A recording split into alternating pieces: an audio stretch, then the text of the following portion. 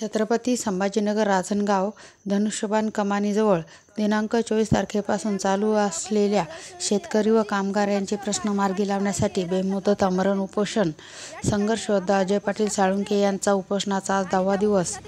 त्यामुळे शेतकरी व कामगार यांनी अजय पाटील साळुंखे यांच्या समर्थनासाठी आज दिनांक 2 ऑगस्ट 2024 रोजी सकाळी 11 ते 1 वाजेपर्यंत उपकामगार आयुक्त छत्रपती संभाजीनगर येथे पोळा सण व पाऊस असताना देखील आंदोलन केले. सह कामगार आयुक्त राऊत साहेब यांनी निवेदन स्वीकारले व तात्काळ दखल घेऊन प्रश्न मार्गी लावतो असे आश्वासन दिले. उपस्थित आंदोलकांनी जर संघर्ष योद्धा अजय पाटील साळुंखे यांच्या उपोषणाची दखल न घेतल्यास राज्यभर आंदोलन करणार असा इशारा यावेळी देण्यात आला.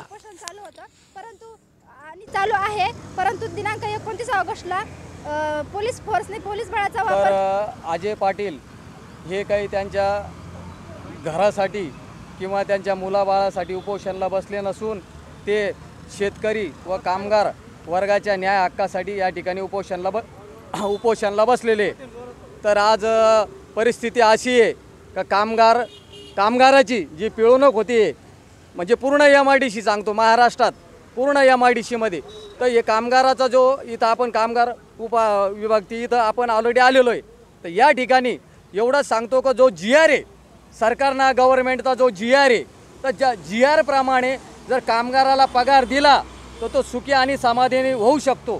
तर इथं काय झालेलं आहे माहिती, कामगार आयुक्त राऊत साहेब यांनी निवेदन स्वीकारले व तात्काळ दखल घेऊन प्रश्न मार्गी लावतो असे आश्वासन दिले. आणि या ठिकाणी आमचे उपोषणाला आम्हाला होणाऱ्या वेदना ह्या शून्य आहेत, त्याचा आम्हाला काही वाटत नाही आणि त्यामुळे या ठिकाणी आम्ही आमच्या उपोषणाला ठाम आहोत. फक्त माझ्या तमाम शेतकरी आणि कामगारांनी या देशातील या महाराष्ट्रातील सर्व शेतकरी आणि कामगार बंधू भगिनींना विनंती आहे की अन्यायाच्या विरोधात लढा.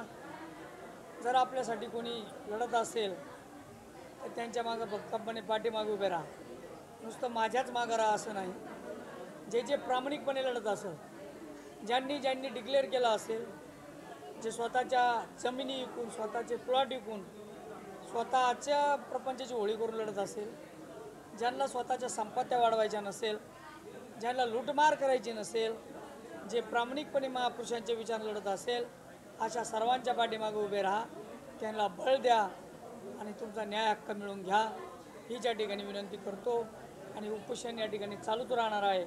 आणि जर त्यांनी तात्काळ या ठिकाणी दखल घेतली नाही तर उद्यापासून औषधोपचारसुद्धा या ठिकाणी मी सोडणार आहे. हीच या ठिकाणी आपल्या सर्वांच्या माध्यमातून, पत्रकारांच्या आणि लाईव्हच्या माध्यमातून त्यांना या ठिकाणी विनंती करतो, आव्हान करतो आणि थांबतो. जय हिंद, जय शिवराय.